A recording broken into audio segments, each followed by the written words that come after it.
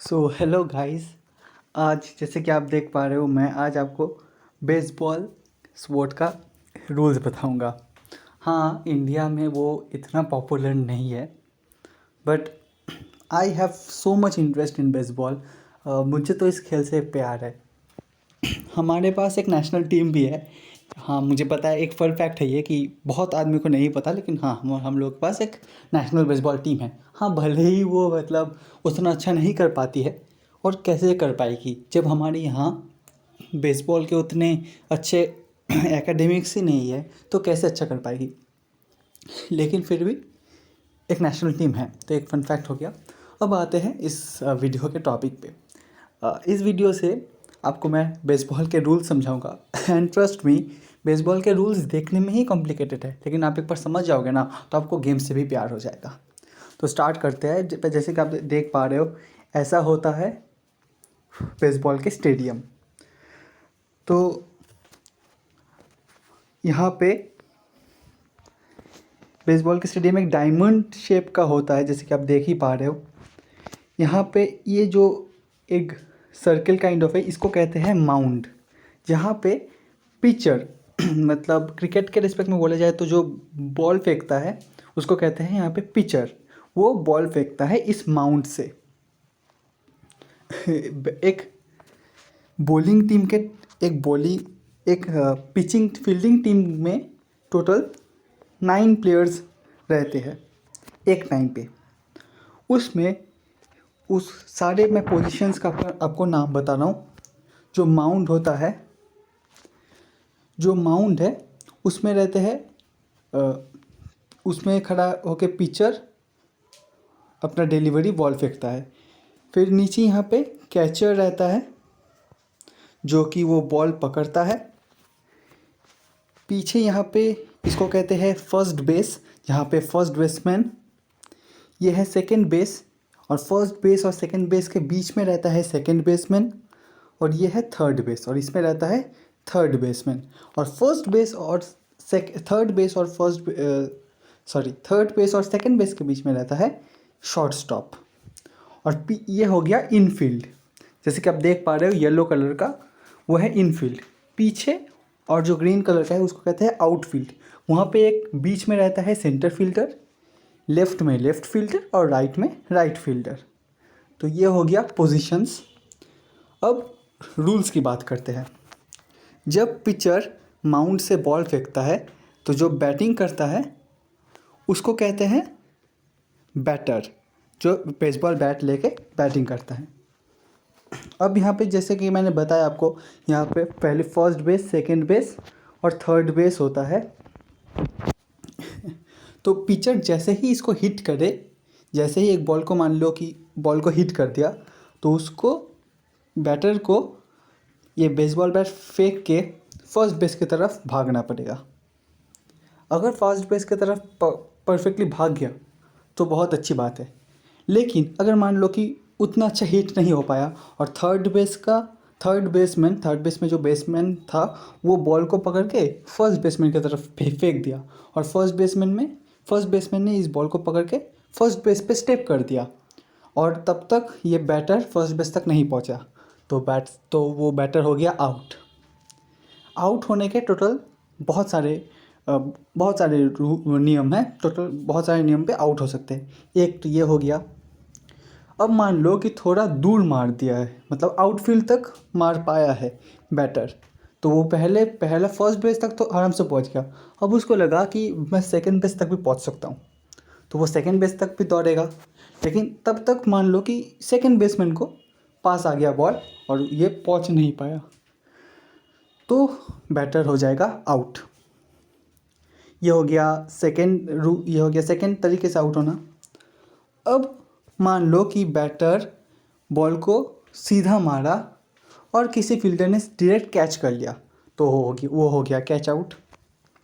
And last but not the least होता है strike out. अब इसमें थोड़ा सा फंडा है।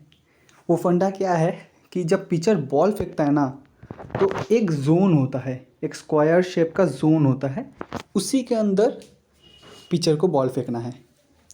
अगर उसके अंदर पिचर ने बॉल फेंक दिया और बैटर ने उस बॉल को नहीं मार पाया तो होता है स्ट्राइक।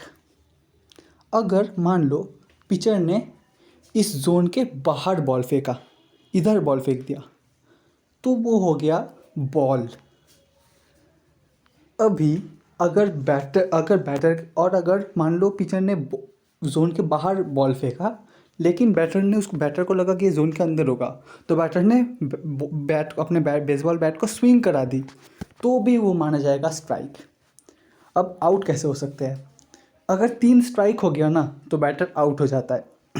लेकिन मान लो कि अगर 4 बॉल हो गया, मतलब जो मैंने बोला कि जोन के बाहर बॉल फेंकने पे बॉल, और अगर बैटर ने स्विंग नहीं किया तभी बॉल काउंट होगा।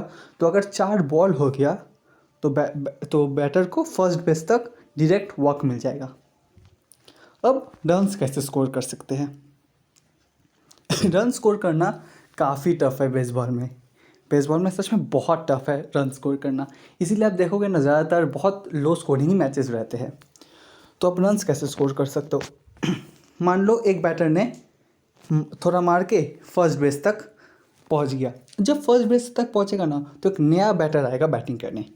एक ऑर्डर रहता है, 9 बैट्समैन का ऑर्डर रहता है, उसी ऑर्डर पे वो लोग आते हैं बैटिंग करने। तो अभी वो आएगा बैटिंग करने, फर्स्ट बेस पे ऑलरेडी एक बैट्समैन है, ऑलरेडी एक बैटर है। अब मान लो कि बैटर ने काफ़ी दूर मार दिया, तब तक तो ये तो दौड़ेगा ही फर्स्ट बेस की तरफ, लेकिन ये भी दौड़ेगा। ये मान लो ये यहाँ भी पहुँच गया, सेकंड बेस भी पहुँच गया, और ये थर्ड बेस तक भी पहुँच गया, और ये बैटर मान लो फर्स्ट बेस पे है। तो अभी क्या हो गया? फर्स्ट बेस पे एक बैटर, थर्ड बेस पे एक बैटर और एक नया बैटर। ठीक है, मान लो ये नया बैटर भी काफ़ी दूर मारा, और ये थर्ड बेस का जो बैटर, थर्ड रनर था, वो इसको कहते हैं होम प्लेट, ये होम प्लेट तक पहुंच गया। तो एक रन हो गया स्कोर बोर्ड पे। मान लो कि ये जो रनर था ये भी वापस आ गया, तो एक और रन। ऐसे करके रन स्कोर कर सकते हैं। रन स्कोर करने का एक और तरीका है जो आप सबको वो टर्म पता ही है, होम रन। वो स्टेडियम के बाहर अगर मार दिए बैटर ने बहुत बड़ा, ये जो स्टेडियम के बाहर आपको दिख रहा है यहाँ मार दिए, तो हो गया होम रन, और इसका भी आपको 1 रन मिलते हैं। मान लो अगर तीनों बेस पे बैटर है और तब एक होम प्लेट का बैटर ने होम रन मारा, तो कितने रन्स मिलेंगे आपको पता है? टोटल 4 रन्स मिलेंगे, 4 रन्स। क्यों? क्योंकि ये तो होम आएगा ही, लेकिन ये 3 बैटर भी, तो ये 3 जो प्लेट पे खड़े थे ये भी तो होम आएगा ना, तो टोटल हो गया 4 रन्स। ऐसे करके आप रन्स स्कोर कर सकते हैं।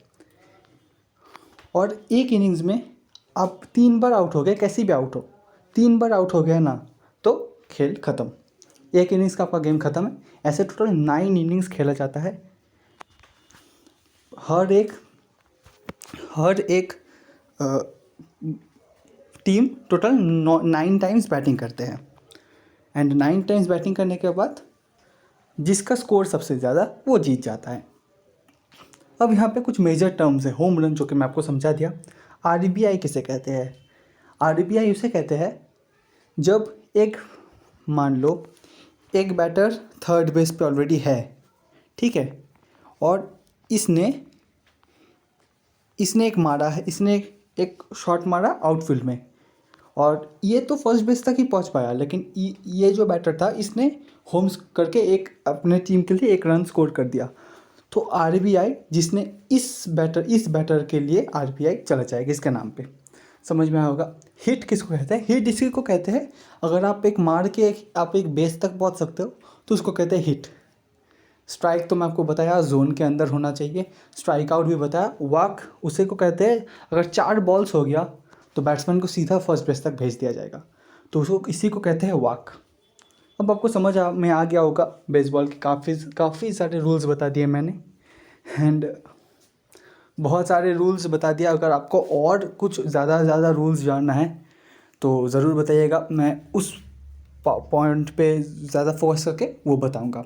एंड अगर फिर भी आपको कुछ डाउट होगा, मुझे नहीं लगता कि कुछ डाउट होगा, लेकिन आपको अगर फिर कुछ डाउट होगा तो आप प्लीज़ कमेंट करके बताइएगा। एंड प्लीज़ मतलब आपको रूल समझ में आया होगा तो आप एक गेम देख लीजिए, आपको मैं ट्रस्ट के साथ कह सकता हूँ कि आपको बेसबॉल बहुत पसंद आएगा।